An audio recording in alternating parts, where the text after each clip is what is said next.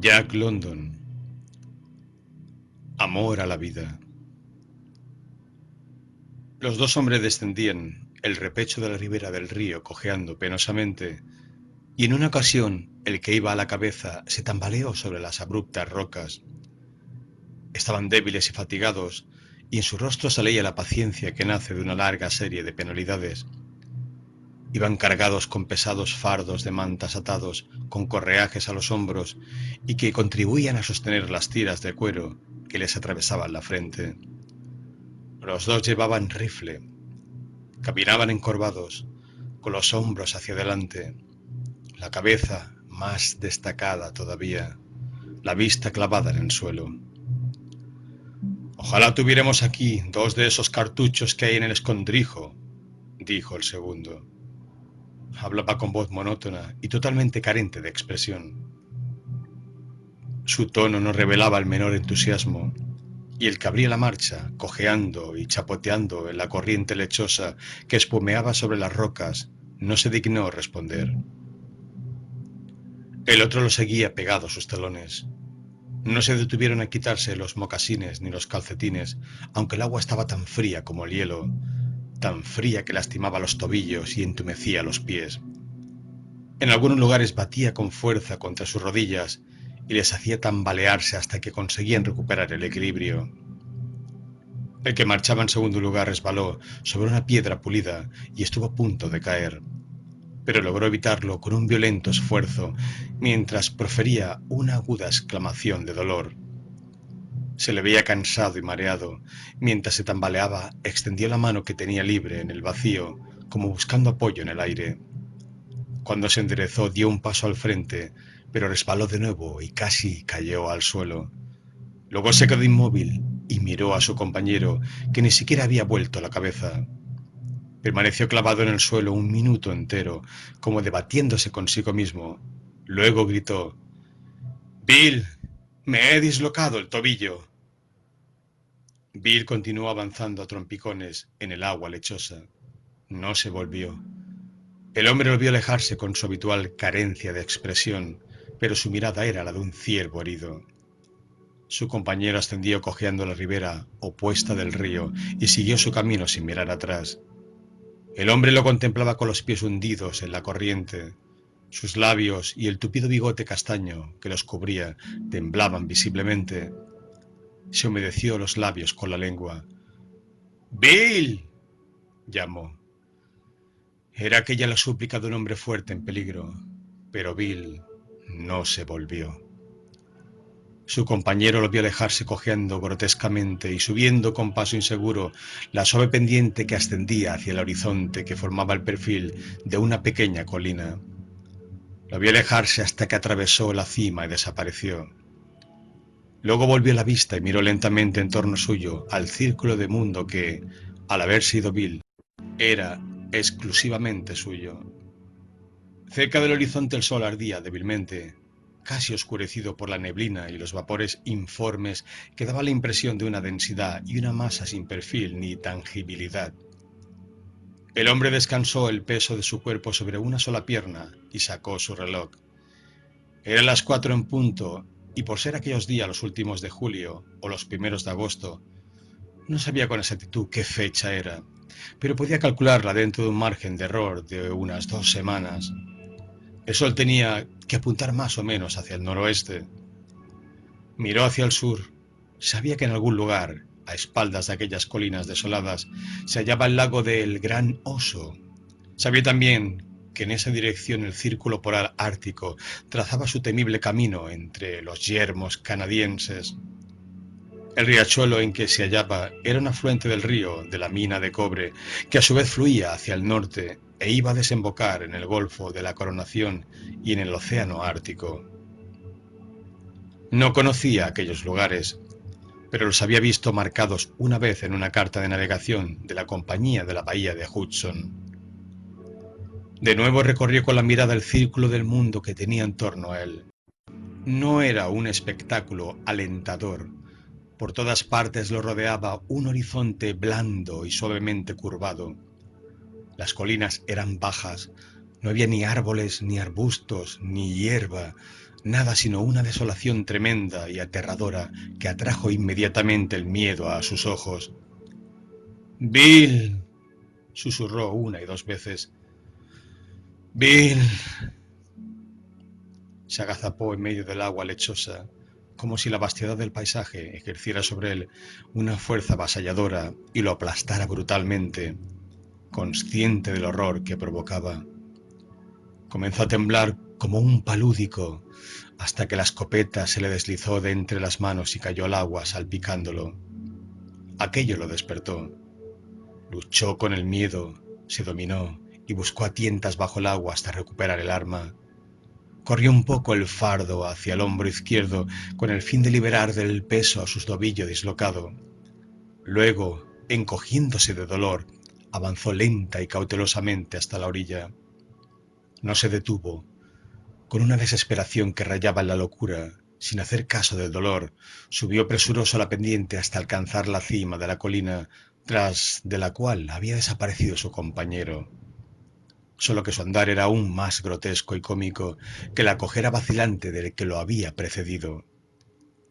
Al llegar a la cresta, lo que se ofreció a su vista fue un valle somero totalmente desprovisto de vida. Luchó de nuevo contra el miedo, lo dominó, corrió el fardo aún más hacia el hombro izquierdo y bajó a trompicones la pendiente. El fondo del valle estaba encharcado de un agua que el espeso musgo mantenía a modo de esponja sobre la superficie. Con cada paso saltaban pequeños chorros y cada vez que levantaba un pie, la acción culminaba en sonido de succión, como si el musgo se resistiera a soltar su presa. Avanzó de pantano en pantano, siguiendo las huellas de su compañero a lo largo y a través de las abruptas hileras de rocas que emergían como islotes en un mar de musgo. Aunque estaba solo, no estaba perdido. Sabía que más adelante llegaría allí donde unos cuantos abetos y unos pinos pequeños y marchitos bordeaban la orilla de una laguna, el lugar que los indígenas llamaban el Tichinichilie o Tierra de los Palitos, y en aquella laguna desembocaba un riachuelo de agua clara. En las riberas del riachuelo lo recordaba bien, había juncos pero no árboles. Lo seguía hasta ver brotar el primer hilillo de agua en una divisoria de cuencas. Atravesaría esa divisoria hasta dar con el primer hilillo de agua de otra corriente que fluía hacia el oeste y seguiría esta hasta su desembocadura en el río Dis. Allí tenían él y su compañero provisiones y toallas ocultas bajo una canoa invertida y cubierta de piedras. En aquel escondrijo hallaría munición para su escopeta vacía, anzuelos y cañas, una pequeña red, todo lo necesario para poder cazar y conseguir alimento. También allí encontraría harina, no mucha, un pedazo de tocineta y frijoles. Bill estaría esperándolo y juntos remarían dis abajo hasta llegar al lago del Gran Oso. Y hacia el sur seguirían, siempre hacia el sur, hasta llegar al Mackenzie. Hacia el sur, siempre hacia el sur, y el invierno correría vanamente tras ellos, y el hielo se formaría en los remolinos, y los días se harían fríos y transparentes. Siempre hacia el sur, hacia alguna factoría de la compañía de la bahía de Hudson, allá donde la temperatura era templada y los árboles crecían altos y generosos, y había alimento sin fin. Así pensaba el hombre mientras adelantaba en su camino, y del mismo modo que trabajaba con el cuerpo, trabajaba también con la mente, tratando de convencerse de que Bill no lo había abandonado, de que sin duda lo esperaría junto al escondrijo. O lograba convencerse de ello, o de lo contrario, le sería inútil seguir adelante, y más le valdría tenderse en el suelo a esperar a la muerte. Y mientras la bola opaca del sol se hundía lentamente por el noroeste, estudió con la imaginación, y repetidas veces, cada pulgada de terreno que él y Bill recorrerían en su ida hacia el sur, antes de que el invierno se cerniera sobre ellos. Y una y otra vez vio ante sus ojos las provisiones ocultas en el escondrijo y las que hallarían en la factoría. Hacía 2 días que no probaba alimento y muchos que no comía tanto como hubiera deseado. De vez en cuando se detenía y recogía pálidas bayas de pantano que se metía en la boca, masticaba y tragaba. Una baya de pantano es una semilla diminuta envuelta en una gota de agua. En la boca, el agua se disuelve y la semilla cobra un sabor punzante y amargo. El hombre sabía que aquellas semillas no proporcionaban alimento alguno, pero las masticaba pacientemente con una esperanza que vencía el conocimiento y desafiaba la experiencia. A las 9 en punto tropezó con un saliente rocoso y por simple debilidad y cansancio se tambaleó y cayó. Permaneció inmóvil en el suelo durante algún tiempo, tendido sobre un costado. Luego se desembarazó de los correajes y consiguió sentarse arrastrándose torpemente. No había oscurecido todavía y a la luz del largo crepúsculo buscó entre las rocas briznas de musgo seco. Una vez que hubo acumulado un montón de ellas, hizo una hoguera sucia y sin llama, y sobre ella puso a hervir una ollita de agua. Desató el fardo y lo primero que hizo fue contar los fósforos. Tenía 37. Los contó 3 veces para asegurarse. Los dividió en 3 montones, los envolvió en papel encerado y colocó un paquete en la bolsa de tabaco vacía, otro bajo la cinta de su raído sombrero y el tercero se lo metió bajo la camisa en contacto con su pecho. Hecho esto, le invadió el pánico, desenvolvió los fósforos y volvió a contarlos. Seguía viendo 37. Secó los mocasines al calor del fuego. No eran ya sino jirones empapados. Los calcetines de lana estaban agujereados en varios lugares y los pies en carne viva le sangraban. Sentía fuertes punzadas en el tobillo y decidió examinarlo. Se le había hinchado hasta alcanzar el volumen de la rodilla. De una de las 2 mantas que tenía rasgó una tira de lana y con ella se vendó fuertemente el tobillo. Luego hizo 2 tiras más y se envolvió con ellas los pies, pensando que le servirían a la vez de mocasines y de calcetines. Hecho esto, se bebió el agua humeante, dio cuerda al reloj y se introdujo a gatas entre las mantas. Durmió como un tronco. La breve oscuridad que sobrevenía alrededor de la medianoche llegó y pasó. El sol se levantó por el noroeste, o mejor sería decir que amaneció por aquel cuadrante, porque el sol estaba oculto por espesas nubes grises. A las 6 en punto se despertó y permaneció echado en el silencio, boca arriba. Miró directamente al cielo grisáceo y adquirió conciencia del hambre que lo acuciaba. Mientras se volvía de un lado apoyándose en un codo, lo sorprendió oír un gruñido y vio un caribú macho que lo miraba con curiosidad. El animal se hallaba a unos 50 pies de distancia, y por la mente del hombre cruzó instantáneamente la visión de un buen trozo de caribú crepitando y asándose al fuego. Mecánicamente alargó la mano hacia el rifle vacío, apuntó y apretó el gatillo. El caribú gruñó y escapó dando un salto. Sus pezuñas chocaban y tamborileaban contra las rocas en su huida. El hombre profirió una maldición y arrojó al suelo su rifle vacío. Mientras pugnaba por ponerse en pie, se quejó en voz alta. Fue aquella una tarea lenta y ardua. Sus articulaciones eran como goznes mohosos que rozaran contra los casquillos, provocando una enorme fricción. Cada movimiento, cada giro, obedecía a un esfuerzo supremo de su voluntad. Cuando al fin logró ponerse en pie, tardó un minuto más en alcanzar la posición erecta que corresponde al ser humano. Trepó una pequeña eminencia y estudió el panorama. No había árboles ni arbustos, nada, sino un océano gris de musgo, apenas salpicado de rocas grises, lagunas grises y arroyuelos grises. El cielo era gris. No había ni sol ni el más leve indicio de su existencia. No tenía idea de dónde se hallaba el norte y había olvidado por qué camino había llegado hasta allí la noche anterior. Pero no se había perdido. De esto estaba seguro. Pronto llegaría a la tierra de los palitos. Intuía que ese lugar se hallaba hacia la izquierda, no muy lejos, quizá al otro lado de la próxima colina. Volvió a liar el fardo para el viaje. Se aseguró de que aún tenía en su poder los 3 paquetes de fósforos, aunque esta vez no se entretuvo en contarlos. Pero sí se detuvo dudoso a la vista de una bolsa rechoncha de piel de gacela. Se dotaba de un saquito de reducidas dimensiones. Podía taparlo con las 2 manos, pero sabía que pesaba unas 15 libras, tanto como el resto del fardo, y eso le preocupaba. Al fin lo dejó a un lado y comenzó a liar el fardo. Se detuvo de nuevo a contemplar el saco de piel de gacela.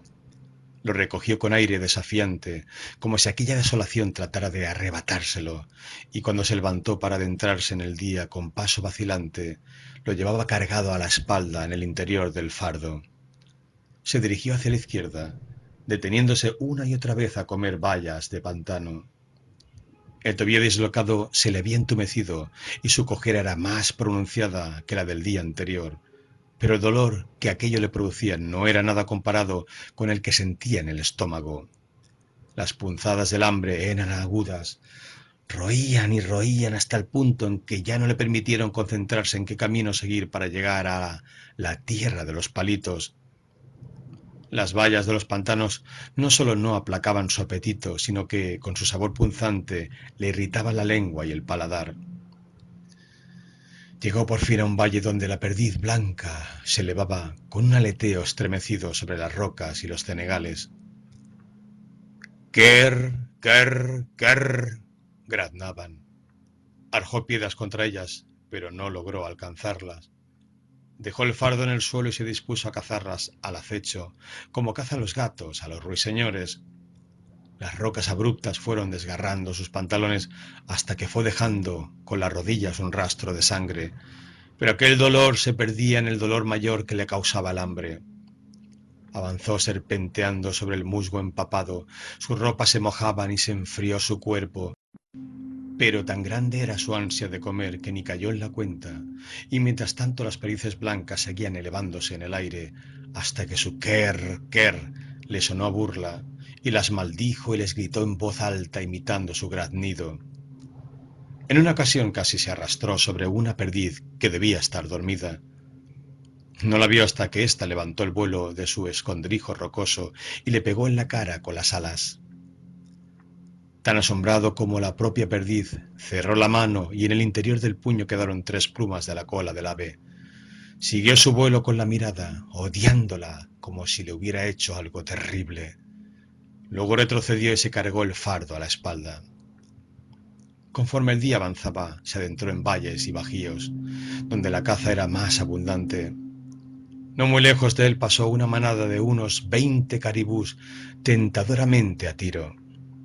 Sintió un deseo ciego de correr tras ellos y la certeza de que podía abatirlos. Un zorro negro se aproximó a él, llevando entre los dientes una perdiz blanca. El hombre gritó. Fue un grito temible aquel, pero el zorro huyó de su lado sin soltar su presa. Más tarde, pasado el mediodía, siguió un arroyo lechoso de limo que corría entre juncales. Cogiendo los juncos con fuerza por la base, logró arrancar algo semejante a un cebollino no más grande que la cabeza de un clavo. Era tierno y sus dientes se hundieron en él con un crujido que prometía un sabor delicioso. Pero las fibras eran duras. Estaba compuesto, como las bayas, de filamentos saturados de agua, y como aquellas, no proporcionaban ningún alimento. Arrojó al suelo el fardo y se lanzó a 4 patas sobre los juncos, mordiendo y rumiando como un bovino. Estaba muy cansado y a veces sentía la tentación de descansar, de echarse al suelo y dormir, pero seguía adelante acuciado más por el hambre que por el deseo de llegar a la tierra de los palitos. Inspeccionó los charcos en busca de ranas y excavó la tierra con las uñas para encontrar gusanos, aunque sabía que en aquellas latitudes ya no había ni ranas ni gusanos. Buscó vanamente en todas las charcas de agua hasta que, cuando ya lo envolvía el largo crepúsculo, descubrió en una de ellas un diminuto pez solitario. Hundió el brazo en el agua hasta el hombro, pero el pez lo esquivó. Lo buscó con ambas manos y revolvió el barro lechoso que estaba depositado en el fondo. En su avidez cayó al agua, empapándose hasta las rodillas. Ahora la charca estaba demasiado turbia para poder ver el pez y tuvo que esperar a que el barro volviese a sedimentarse. Continuó la búsqueda hasta que el agua se enturbió de nuevo, pero esta vez ya no pudo esperar más. Desató del fardo el cubo de estaño y comenzó a achicar el agua, salvajemente al principio, salpicándose la ropa y arrojando el agua a tan poca distancia que volvía a vertirse en la charca. Más cautelosamente después, pugnando por dominarse, aunque el corazón le saltaba en el pecho y las manos le temblaban. Al cabo de media hora la charca estaba casi seca. No quedaría más de un tazón de agua, pero el pez había desaparecido. Entre las piedras halló un pequeño orificio por el que éste había escapado a una charca contigua y más grande, una charca que no podría desecar ni en un día y una noche. Si hubiera sabido de la existencia de ese orificio, lo habría tapado con una piedra y el pez habría sido suyo. Mientras esto pensaba, se incorporó para derrumbarse después sobre la tierra húmeda, y allí lloró, silenciosamente primero para su capote y luego en alta voz para la desolación despiadada que se extendía en torno a él. Durante largo tiempo lo sacudieron sollozos profundos y sin lágrimas. Hizo después una hoguera, bebió un poco de agua hirviendo para calentarse y acampó sobre una roca del mismo modo que lo había hecho la noche anterior. Lo último que hizo aquel día fue comprobar si los fósforos estaban secos y dar cuerda al reloj. Las mantas estaban húmedas y viscosas, el tobillo le latía de dolor, pero él solo sentía el hambre y en su dormir inquieto soñó con festines y banquetes y con manjares servidos y aderezados de todas las formas imaginables. Despertó helado y enfermo. No había sol. El gris del cielo y de la tierra era ahora más intenso, más profundo. Soplaba un viento crudo y los primeros copos de nieve blanquearon las crestas de las colinas. El aire se fue haciendo más áspero y blanquecino, mientras él encendía una hoguera en que puso a hervir más agua. Era una nieve blanda, mitad agua, y los copos eran grandes y acuosos. Al principio se derretían tan pronto como entraban en contacto con la tierra, pero pronto comenzaron a caer en mayor cantidad y cubrieron el suelo, apagaron la hoguera y mojaron sus provisiones de musgo seco. Aquello le indicó que era la hora de echarse el fardo a la espalda y seguir su vacilante camino, no sabía hacia dónde. Ya no le preocupaban ni la tierra de los palitos, ni Bill, ni las vituallas ocultas bajo la canoa volcada junto al río Dis. Se hallaba totalmente a merced del verbo comer. Estaba loco de hambre. No le importaba qué dirección seguir con tal de que su camino atravesara la zona más profunda del valle. Caminó entre la nieve blanda, buscando a tientas las vallas acuosas de pantano y arrancando al tacto los juncos por la raíz. Pero todo aquello carecía de sabor y no le calmaba el apetito.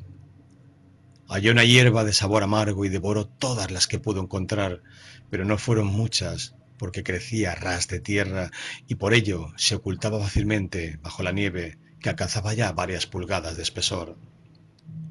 Aquella noche no hubo ni hoguera ni agua caliente, y durmió entre las mantas el sueño roto de los hambrientos. La nieve se convirtió en una lluvia fría. Las muchas veces que se despertó, la sintió caer sobre su rostro vuelto hacia el cielo. Y llegó el nuevo día, un día gris y sin sol. Había dejado de llover y la punzada del hambre había desaparecido. Su sensibilidad en ese aspecto había llegado al límite. Sentía, eso sí, un dolor pesado y sordo en el estómago, pero eso no le preocupaba demasiado. Volvía a imperar la razón, y una vez más su principal interés consistía en hallar la tierra de los palitos y el escondrijo junto al río Dis. Rasgó lo que le quedaba de una manta en tiras y se envolvió con ellas los pies ensangrentados. Se vendó también el tobillo dislocado y se preparó para un largo día de camino. Cuando llegó la hora de liar el fardo, volvió a detenerse frente a la bolsa de piel de gacela, pero al fin cargó de nuevo con ella. La nieve se había derretido bajo la lluvia, y solo las crestas de las colinas mostraban su blancura. Salió el sol, y pudo localizar los puntos cardinales, aunque ahora estaba ya cierto de que se había perdido. Quizá en aquellos días de vagar sin dirección determinada se había desviado demasiado hacia la izquierda. Decidió dirigirse hacia la derecha con el fin de compensar esa posible desviación de su camino. Aunque las punzadas del hambre no eran ahora tan agudas, se dio cuenta de que estaba muy débil. Tenía que pararse con frecuencia para recuperar fuerzas, paradas que aprovechaba para recoger bayas y raíces de juncos. Sentía la lengua seca e hinchada como cubierta de un vello muy fino y le sabía amarga en la boca. El corazón lo atormentaba. En cuanto caminaba unos minutos comenzaba a batir sin compasión. Tam, tam, tam, para brincar después en dolorosa confusión de latidos que lo asfixiaban, lo debilitaban y le producían una especie de vértigo. A mediodía encontró 2 peces diminutos en una charca. Era imposible achicar toda el agua, pero al menos ahora se hallaba más tranquilo y pudo pescarlos con ayuda de su cubo de estaño. No eran mayores que su dedo meñique, pero lo cierto era que no sentía demasiada hambre. El dolor que sentía en el estómago se hacía cada vez más tenue y lejano. Era como si se hubiera adormecido. Comió el pescado crudo masticando con cautela, concienzudamente, porque el comer se había convertido ahora para él en un acto de puro raciocinio. Aunque no le molestaba el hambre, sabía que tenía que comer para seguir viviendo. Por la tarde pescó otros 3 pececillos. Comió 2 y reservó el tercero para el desayuno. El sol había secado algunos jirones de musgo y pudo entrar en calor bebiendo agua caliente. Aquel día no recorrió más de 10 millas. El siguiente, caminando solo, cuando el corazón se lo permitía, no pudo avanzar más de 5. Pero el estómago no le causaba ya ninguna molestia. Decididamente se había dormido. Había llegado el hombre a una región desconocida donde los caribús eran cada vez más abundantes y también los lobos. Sus aullidos flotaban a la deriva en medio de la desolación y en una ocasión vio a 3 de ellos huir ante su paso. Otra noche, a la mañana siguiente, obediente al imperio de la razón, desató los cordones de cuero que cerraban la bolsa de piel de gacela. De sus fauces abiertas brotó un chorro amarillo de polvo y pepitas de oro. Dividió el oro en 2 montones, ocultó uno de ellos envuelto en un trozo de manta bajo una roca y devolvió el otro a la bolsa. Rasgó también unas cuantas tiras de la manta que le quedaba para envolverse con ella los pies. El rifle lo conservó porque quedaban cartuchos ocultos bajo la canoa volcada junto al dis. Fue aquel un día de niebla, un día en que el hambre volvía a despertar en su interior. Se sentía muy débil y a veces lo atacaba un vértigo que lo dejaba totalmente ciego. Ahora tropezaba y caía cada vez con mayor frecuencia. En una ocasión cayó de bruces sobre un nido de perdices blancas. Había en él 4 crías nacidas el día anterior, 4 partículas de vida, no mayores que un bocado. Las devoró ansiosamente, metiéndoselas vivas en la boca y triturándolas con las muelas como si de cáscara de huevo se tratase. La perdiz madre lo atacó graznando furiosamente. Trató de abatirla utilizando el rifle a modo de palo, pero ella escapó a su alcance. Comenzó entonces a arrojarle piedras y una de ellas, por mera casualidad, le rompió un ala. La perdiz huyó entonces arrastrando el ala rota y perseguida por el hombre. Las crías no habían conseguido más que abrirle a éste el apetito. Corrió saltando a la pata coja, brincando sobre el tobillo dislocado, arrojando piedras, insultando violentamente al ave una vez y callando otras, levantándose sombría y pacientemente cuando caía y frotándose los ojos con las manos cuando el vértigo amenazaba con dominarlo. Aquella persecución lo condujo a lo más profundo del valle donde, sobre el musgo húmedo, descubrió huellas de pisadas. No eran suyas, eso era evidente. Debían ser de Bill, pero no pudo detenerse a averiguarlo porque la perdiz seguía adelante. Primero la cogería y luego regresaría a investigar. Logró agotar la perdiz madre, pero al hacerlo se agotó él también. La perdiz yacía ahora en el suelo sobre un costado, y él yacía en idéntica posición a 12 pies de distancia, incapaz de arrastrarse hasta ella. Cuando logró reponerse, la perdiz se había repuesto también, Y así, cuando se lanzó sobre ella, el ave pudo escapar a su mano hambrienta. La caza se reanudó. Al fin llegó la noche y la perdiz huyó. El hombre se tambaleó de debilidad y cayó al suelo de bruces, con su fardo a la espalda, hiriéndose en la mejilla. Permaneció durante largo tiempo inmóvil en el suelo. Luego se dio la vuelta, se echó sobre un costado, dio cuerda a su reloj y se durmió allí mismo, tal como estaba, hasta la mañana siguiente. Otro día de niebla. La mitad de la manta la había empleado ya en hacer vendas para los pies. No pudo volver a hallar las huellas de Bill. No importaba. El hambre lo impulsaba a seguir adelante sin dejarle opción, solo que se preguntaba si Bill también se habría perdido. Hacia el mediodía el peso del fardo que llevaba a la espalda se hizo demasiado opresivo. Volvió a dividir el oro y esta vez abandonó la mitad sobre el suelo sin preocuparse ya de esconderlo. Por la tarde se deshizo del resto. Ya solo le quedaba media manta, el cubo de estaño y el rifle. Una alucinación comenzó a torturarle. Tenía la seguridad de que le quedaba un cartucho. Estaba en el cargador del rifle y se le había pasado por alto. Mientras ese pensamiento lo invadía, sabía a ciencia cierta que el cargador estaba vacío, pero la alucinación seguía asediándolo. Luchó contra ella durante horas. Al fin decidió examinar el cargador. Lo abrió de golpe y se enfrentó con la realidad. Estaba vacío. Su desencanto fue tan grande como si de verdad hubiera esperado hallar dentro el cartucho. Siguió andando trabajosamente y a la media hora la alucinación lo atacó de nuevo. Otra vez luchó contra ella y de nuevo ésta persistió hasta que tuvo que volver a examinar el rifle para convencerse. A ratos la mente del hombre desvariaba.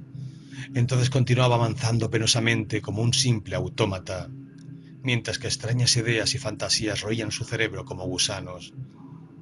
Pero estos desvaríos solían ser de poca duración, porque las punzadas del hambre lo atraían de nuevo a la realidad.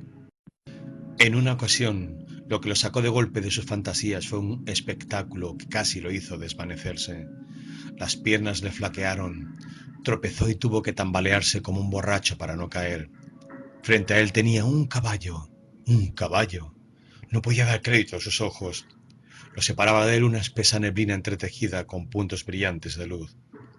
Se frotó los ojos salvajemente para aclararse la vista y entonces pudo ver que se trataba no de un caballo, sino de un oso que lo contemplaba con curiosidad belicosa. El hombre había iniciado ya el gesto maquinal de colocarse el rifle al hombro.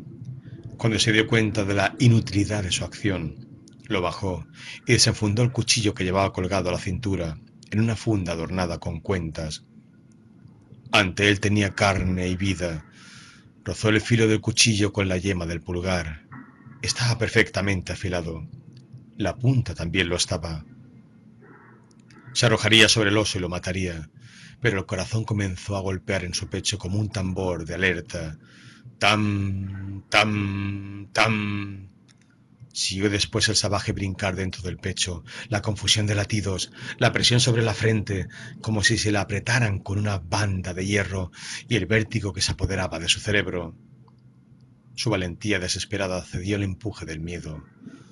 Con la debilidad que sentía, ¿qué pasaría si el animal lo atacaba? Se levantó y con la postura más imponente que pudo adoptar, empuñó el cuchillo y miró al oso sin pestañear. El animal avanzó torpemente un par de pasos, retrocedió y soltó al fin un gruñido, con el fin de sondear las intenciones de su rival. Si el hombre corría, correría tras él, pero el hombre no se movió. Lo animaba ahora el valor que proporciona el miedo. Gruñó también él de una manera salvaje, terrible, que expresaba el temor inherente a la vida y el entramado con las raíces más profundas del vivir. El oso se hizo a un lado gruñendo amenazadoramente y sorprendido ante aquella misteriosa criatura erguida y sin miedo. Pero el hombre no se movió, permaneció erguido como una estatua hasta que hubo pasado el peligro. Solo entonces se dejó dominar por el temblor y se hundió en el musgo mojado. Al fin se tranquilizó y siguió su camino, invadido por miedo distinto. Ya no temía morir pasivamente de inanición. Ahora lo asustaba morir violentamente antes de que el hambre hubiera extinguido la última partícula de ánimo que lo impulsaba a seguir luchando por la supervivencia. Además, estaban los lobos. Sus aullidos cruzaban la desolación, tejiendo en el aire una red amenazadora, tan tangible que el hombre se encontró batiendo los brazos en el aire para apartarla de su alrededor como si de las lonas de una tienda de campaña azotadas por el viento se tratara. Una y otra vez se cruzaban en su camino los lobos en grupos de 2 o de 3, pero al verle huían. No iban en número suficiente y además andaban a la caza del caribú, que no ofrecía resistencia, mientras que aquella extraña criatura que caminaba en posición erecta podía arañar y morder. A última hora de la tarde halló unos cuantos huesos desperdigados en un lugar donde los lobos habían llevado a cabo una matanza. Solo una hora antes aquel montón de carroña había sido una cría de caribú que corría y coceaba llena de vida. Contempló los huesos limpios y pulidos, rosados por las células de vida que aún no habían muerto en ellos. ¿Podría ocurrirle lo mismo a él antes de que acabara el día? Así era la vida, ¿no? Un sueño vano y pasajero. Solo la vida dolía. En la muerte no existía el dolor. Morir era dormir. Morir significaba el cese, el descanso. Entonces, ¿por qué no se resignaba a la muerte? Pero no moralizó por mucho tiempo. Se hallaban cuclillas sobre el musgo, con un hueso en la boca chupando aquellas briznas de vida que aún lo teñían de un rosa difuminado. El sabor dulce de la carne, tenue y esquivo como un recuerdo, lo enloqueció. Cerró las quijadas sobre el hueso y apretó. Unas veces era el hueso lo que partía, otras sus propias muelas, pero siguió masticando. Luego machacó con piedra los huesos que quedaban hasta convertirlos en una especie de pulpa y los devoró. En su avidez se machacó también los dedos, pero cayó en la cuenta, con asombro, de que aquello no le provocaba demasiado dolor. Llegaron días terribles de nieve y de lluvia. Ya no sabía cuándo acampaba y cuándo levantaba el campamento. Viajaba tanto de noche como de día. Descansaba ya donde caía y seguía arrastrándose cuando la vida que agonizaba en él se reavivaba para arder con algo más de viveza. En cuanto hombre ya no luchaba. Era la vida que había en él y que se resistía a morir lo que le impulsaba a seguir adelante. Ya no sufría. Tenía los nervios embotados, adormecidos y la mente repleta de visiones extrañas y sueños deliciosos. Pero siguió chupando y masticando los huesos machacados del caribú. Lo poco que quedaba lo guardó y lo llevó consigo. Ya no cruzó más montes ni divisorias de cuencas, sino que siguió automáticamente un ancho río que fluía a través de un valle amplio y profundo. No veía ni el río ni el valle, no veía sino visiones. Cuerpo y espíritu caminaban, o mejor sería decir, que se arrastraban, el uno junto al otro, y sin embargo, separados, tan tenue era el hilillo que los unía. Se despertó completamente lúcido, tendido boca arriba sobre una roca. Brillaba el sol y hacía calor. A lo lejos oyó el mugido de las crías de caribú. Tenía un recuerdo vago de lluvias, de vientos y de nieve, pero si la tormenta había durado 2 días o 2 semanas, eso no lo sabía. Durante algún tiempo yació inmóvil, dejando que aquel sol amigo se derramara sobre él y saturara su pobre cuerpo en el calor. Hacía buen día, pensó, quizá pudiera al fin orientarse. Con un esfuerzo doloroso, rodó sobre sí mismo hasta tenderse sobre un costado. A sus pies fluía un río ancho y perezoso. El hecho de que le resultara totalmente desconocido lo sorprendió. Siguió lentamente con la mirada los meandros que serpenteaban entre colinas yermas y desoladas, más yermas y desoladas que ninguna que hubiera visto jamás. Lenta y fríamente, sin emoción, con una indiferencia casi total, siguió el curso de la corriente hasta el horizonte y allí la vio desembocar en un océano claro y fulgurante. No se conmovió. Qué raro, pensó. ¿Es una visión o un espejismo? No, tenía que ser una visión, una nueva jugarreta de mente desvariada.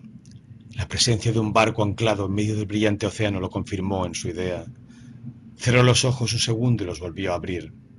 Era extraño cómo persistía la visión. Y sin embargo, no podía ser otra cosa.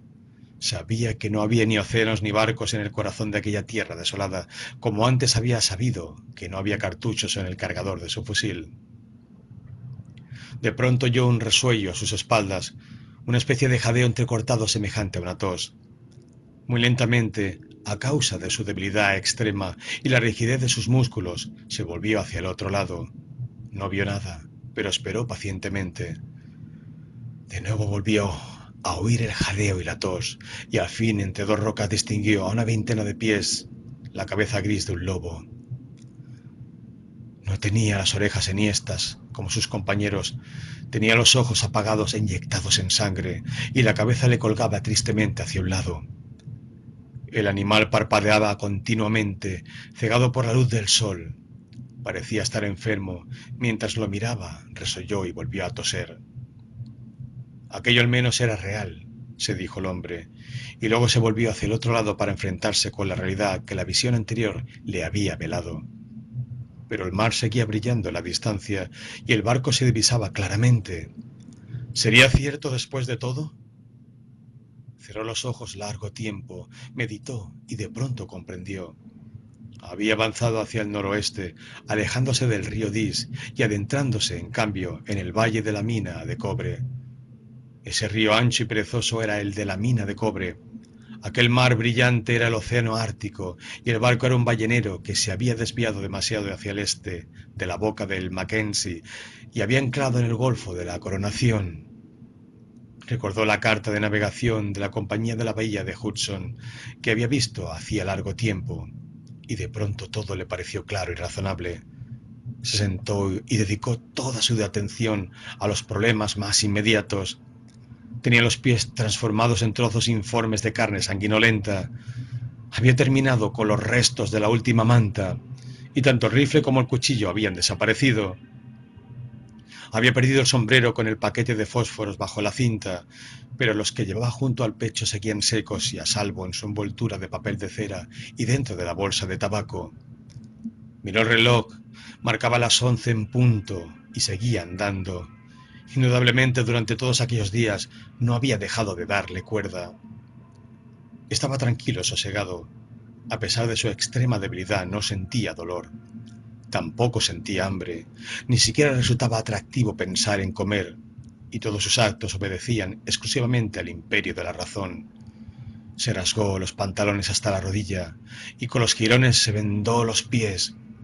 Por fortuna había logrado conservar el cubo de estaño. Bebería un poco de agua caliente antes de comenzar lo que preveía iba a ser un viaje terrible hasta el barco. Se movió con lentitud, temblaba como un palúdico. Cuando quiso reunir un puñado de musgo seco encontró que no podía ponerse en pie. Lo intentó una y otra vez y al fin se contentó con gatear. En una ocasión se aproximó al lobo enfermo. El animal se hizo a un lado con desgana, lamiéndose las fauces con la lengua. Una lengua que no parecía tener siquiera la fuerza suficiente para enroscarse. El hombre se dio cuenta de que no la tenía del rojo acostumbrado entre esos animales. Era de un marrón amarillento y parecía cubierta de una mucosa áspera y medio reseca. Después de beber un cuartillo de agua caliente, el hombre pudo ponerse en pie y hasta caminar del modo que camina el agonizante. A cada minuto tenía que detenerse a descansar. Sus pasos eran inciertos y vacilantes, tan inciertos y vacilantes como los del lobo que le seguía. Y aquella noche, cuando el mar se ennegreció bajo el borrón de la oscuridad, supo que no había recorrido ni siquiera 4 millas. Toda la noche oyó la tos del lobo enfermo y de vez en cuando los mugidos de los caribús. La vida bullía en torno a él, pero una vida fuerte, sana y pujante. Sabía que el lobo enfermo se pegaba a la huella del hombre enfermo con la esperanza de que éste muriera primero. Por la mañana, al abrir los ojos, lo encontró contemplándolo con una mirada en que se reflejaban el hambre y la melancolía. Estaba agazapado, con el rabo entre las piernas, como un perro triste y abatido. Temblaba al viento frío de la mañana e hizo una mueca desanimada cuando el hombre le habló con una voz que no pasó de ser un bronco susurro. El sol se elevó radiante y toda la mañana el hombre avanzó hacia el barco y el mar brillante, arrastrándose y cayendo. El tiempo era perfecto. Se trataba del veranillo de San Martín de aquellas latitudes. Podía durar una semana o quizá 1 o 2 días. Por la tarde el hombre encontró un rastro de huellas. Eran de un ser humano que no andaba, sino que se arrastraba a 4 patas. Pensó que quizá se trataba de Bill, pero lo pensó de forma vaga e indiferente. No sentía la más mínima curiosidad. De hecho, sensaciones y emociones lo habían abandonado. Ya no era susceptible al dolor. El estómago y los nervios se le habían adormecido, pero la vida que latía en él lo impulsaba a seguir. Estaba agotado, pero se resistía a morir. Y porque se resistía a morir, continuó comiendo bayas de pantano y peces diminutos, bebiendo agua caliente y vigilando con mirada desconfiada al lobo enfermo. Siguió el rastro del hombre que lo había precedido arrastrándose y pronto llegó al final. Un montón de huesos frescos, en torno al cual unas huellas marcadas en el musgo fresco delataban la presencia de innumerables lobos. Vi una bolsa de piel de alce, hermana de la suya y desgarrada por colmillos afilados. La recogió, aunque el peso era excesivo para la debilidad de sus dedos. Bill había cargado con ella hasta el final. ¡Ja, ja, ja! Ahora podía reírse de Bill. Él sobreviviría y la llevaría hasta el barco anclado en aquel mar rutilante.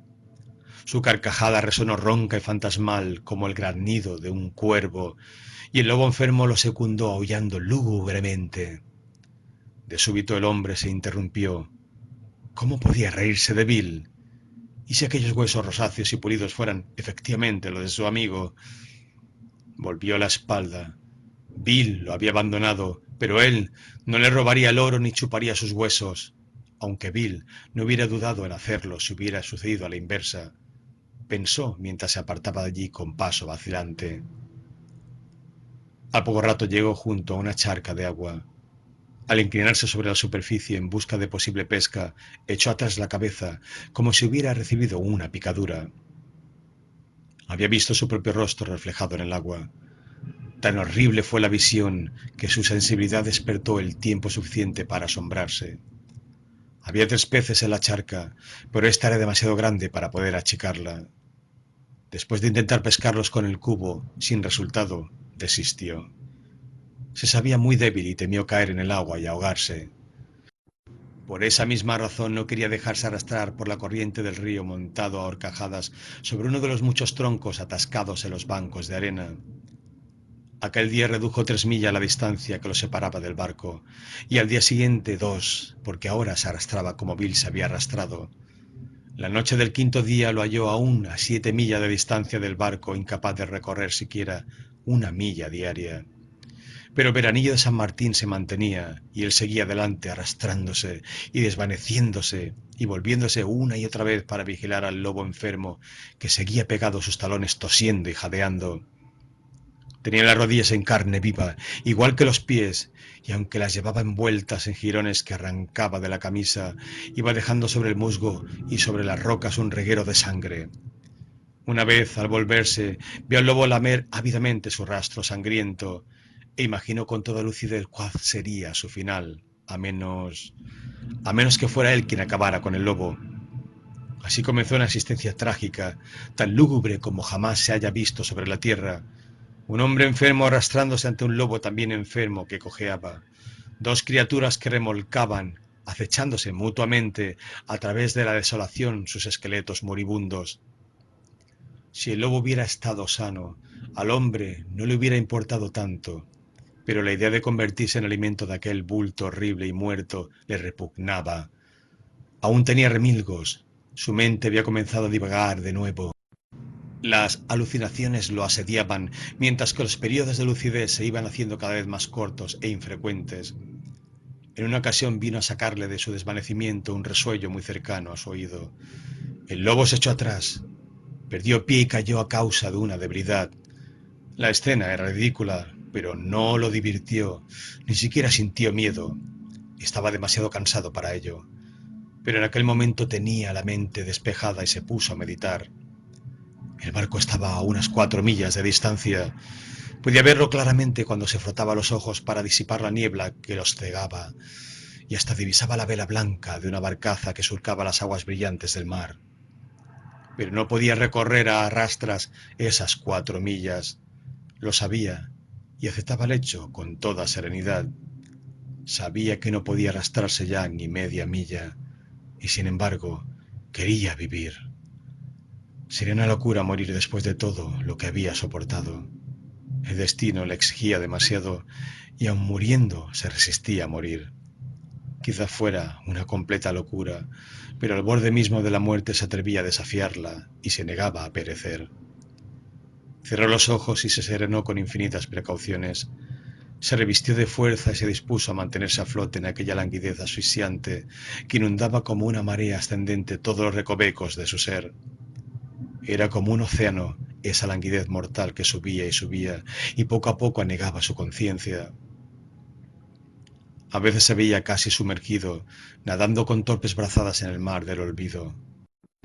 Otras, gracias a alguna extraña alquimia de su espíritu, hallaba un miserable jirón de voluntad y volvía al ataque con renovada fuerza. Inmóvil permaneció echado en el suelo, boca arriba, oyendo la respiración jadeante del lobo enfermo que se acercaba más y más, lentamente a través de un tiempo infinito. Pero él no se movía. Lo tenía ya junto al oído. La áspera lengua rayó como papel de lija su mejilla.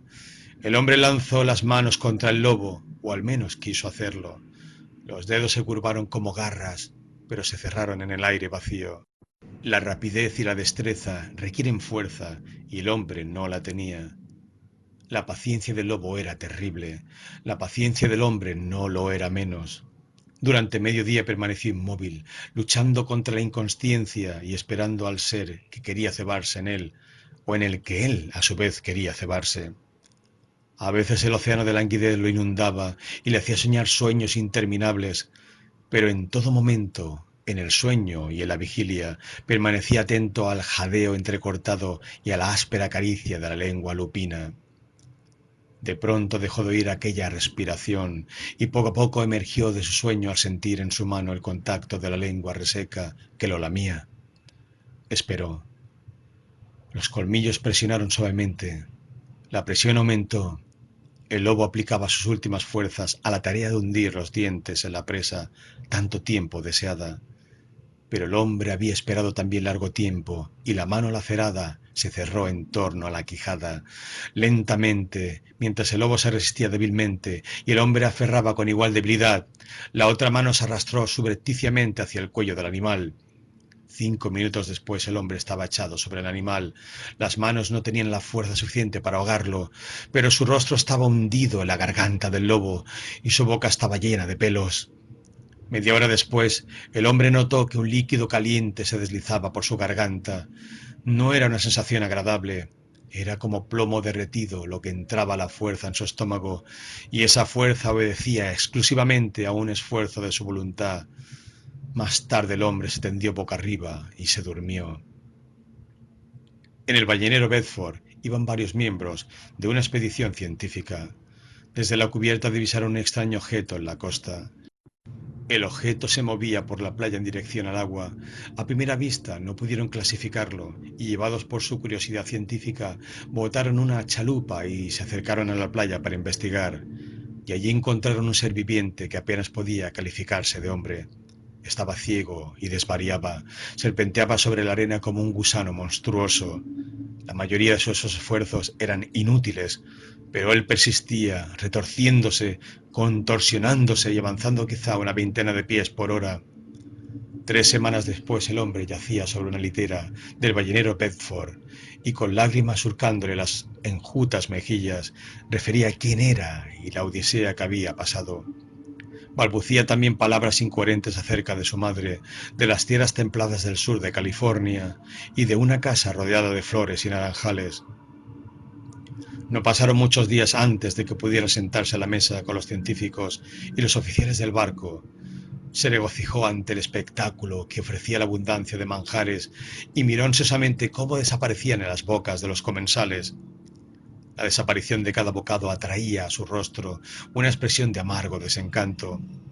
Estaba perfectamente cuerdo y, sin embargo, a las horas de las comidas odiaba a aquellos hombres. Lo perseguía el temor de que las provisiones se agotaran. Preguntó acerca de ello al cocinero, al camarero de a bordo y al capitán. Todos le aseguraron infinidad de veces que no tenía nada que temer, pero él no podía creerlo y se las ingenió para poder ver la despensa con sus propios ojos. Pronto se dieron cuenta todos de que el hombre engordaba. Cada día que pasaba su cintura aumentaba. Los científicos meneaban la cabeza y teorizaban. Lo pusieron a régimen, pero el hombre seguía engordando e hinchándose prodigiosamente bajo la camisa.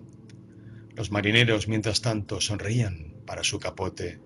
Ellos sí sabían. Y cuando los científicos se decidieron a vigilar al hombre, supieron también. Lo vieron escurrirse al acabar el desayuno y acercarse como un mendigo a un marinero con la palma de la mano extendida. El marinero sonrió y le alargó un trozo de galleta. El hombre cerró el puño codicioso, miró la galleta como un avaro mira el oro y se la metió bajo la camisa. Lo mismo hizo con lo que le entregaron los otros marineros. Los científicos fueron prudentes y lo dejaron en paz, pero en secreto registraron su litera. Estaba llena de galletas, de munición, el colchón estaba relleno de galleta. Cada hueco, cada hendidura estaba llena de galleta. Y sin embargo, el hombre estaba cuerdo. Solo tomaba precauciones contra una posible repetición de aquel período de hambre. Eso era todo. Se restablecería, dictaminaron los científicos. Y así ocurrió, aun antes de que el ancla del ballenero Bedford se hundiera en las arenas de la bahía de San Francisco.